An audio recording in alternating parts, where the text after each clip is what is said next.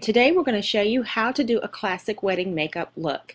And this is Rebecca, who is our model. And if you notice Rebecca's skin, she has a little bit of unevenness, some melasma, and a little bit of a breakout going on. So we're going to start by using our Pore Perfecting Primer, and we're going to apply this all over her skin to even out her complexion. Next, we're going to be using our Mineral Photo Touch Foundation and our number 28 brush, and I want to work in downward strokes along the face. The reason I do this is because there's little vellus hairs on the side of our face, and we want to work in a downward motion so that they don't stand up at full attention. Now I'm just going to add a little bit to the foundation brush and work in downward strokes, and I'm just applying a little as I go. You don't want to use too much because it will cause your foundation to streak. Next, it's time to prime the eyelids, and we're going to be using our Shadow Magnet and our number 17 medium cream brush. And I'm going to apply just a little all over the eyelid, and you just want to go from lash line all the way to brow bone. And the beauty of this product is you don't need a lot, so apply it all over, and here's how it should look when you're finished. Next, we're going to use our brow lash brush, and we're going to comb out any unruly hairs all over. And then we're going to take our brow tint in blonde for Rebecca. And what I want to do is I want to wipe off any excess color that's on here because I want this look to be very natural and perfect. So I'm just going to work in an upward motion, just following the natural direction of the hair with the brow brush all the way in here. But as you see, it doesn't leave a whole lot of color, just the perfect amount. So just follow your brush as you go.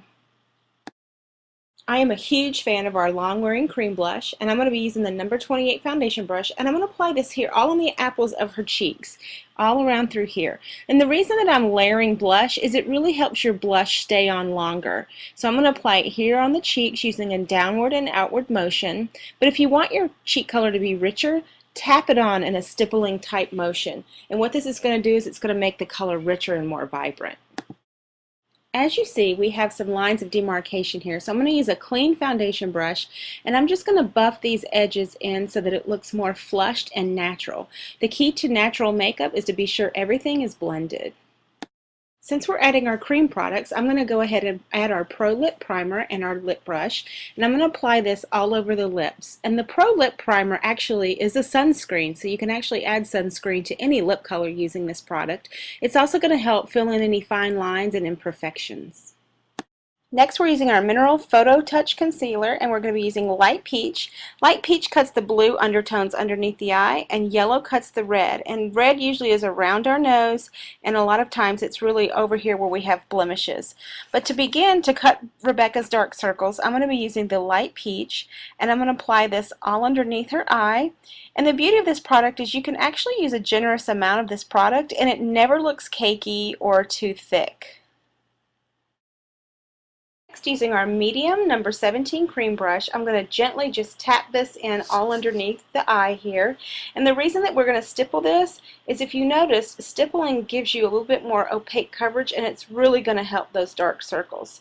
Now I'm going to be taking the light yellow based color concealer, and I'm applying it all over underneath the eyes. I'm also going to put it here where we're red, because remember, yellow cuts red, and we tend to be red around our nose. So I'm going to apply this all under here where she's a little bit red. And then what I want to do is, after I get it all blended in with my brush and all the cracks and crevices, I want to take my finger and I want to just kind of tap it in, because the heat of the finger is going to make it look a little bit more skin-like. And then I'm going to come back underneath here and use this yellow. And the reason that I'm using yellow is it's going to blend everything together. Now, using our large powder brush and our invisible blotting powder, we're going to set all of our cream products. So I'm going to apply a light dusting of this all over the face to get ready for other powder products.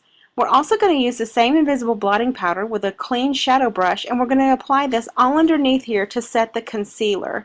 And if you notice, the lines right underneath Rebecca's eyes disappears when I stipple this product onto the skin. Look how beautiful that looks. So you just tap a little bit of this on, and as you see, the lines disappear. Now, don't forget to use this same brush around the nose where you've added concealer to set everything beautifully. Now, using our Shadow Quad and Naturals and our large shadow brush, I'm going to use this light color here all over the eye. So I'm going to take this light shadow color and I'm just going to apply it all over the skin, and then eventually I'm going to stipple this on because I want the skin to be nice and even. Now we're going to be using this cashmere color and a smoky eyeshadow brush, and be sure to tap any of the excess pigment off of your brush, and I'm going to work it right along the lash line here, and I'm eventually going to start building my coverage because the key to great shadow is always build your coverage. If you want more, come in here and add more, and don't worry if it doesn't look perfect right now. We're going to come back in and blend it. So if you want to have really rich vibrant color, stipple it on. Using a large shadow brush, we're going to come in here, we're going to just blend everything together. So I'm going to work in a downward motion just like this. And what I want to do is I still want to keep the intensity, but I want to kind of blend the soft edges. Clean your brush off and then come back in here and blend some more. Using the Skin Sync Dual Phase Makeup Remover and a Q-tip, come in here, and if you've made any mistakes, just clean it up and tidy it up. Now using our Luxe Cream Liner, and we're going to use Mushroom, and I'm going to be using the fine liner brush, and we're going to go right here along the lashes, but we're going to go really close to the lash line. So I'm going to lay my brush down flat along the lash line, and I'm just going to pull it across and then tap it in as I pull. As you see how I tap, tapping gives you a really rich pigment payoff. If you want it to be a little bit more intense, go back in for a second pass.